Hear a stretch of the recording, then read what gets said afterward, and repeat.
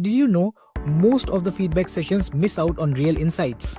Here is a game-changing way to get clear, meaningful reflections by taking a journey in an air balloon. Let me introduce you to the I like, I wish, I wonder model brought to life as an air balloon adventure reaching for the stars. This model is perfect for reflections and feedback, and each part has a unique meaning. The air balloon. I like. The air balloon represents the things you appreciate or value, lifting you higher on your journey. These are the positive aspects you want to keep going. The calm cloud. I wish. The calm cloud is where you reflect on things you wish were different. Just like a cloud that shapes our path, these are your hopes for improvement. The stars. I wonder. Finally, the stars represent curiosity and exploration.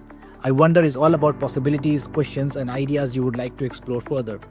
Here is a quick takeaway. For your next feedback session, ask yourself or your team, what do I like? What do I wish could change, and what do I wonder about?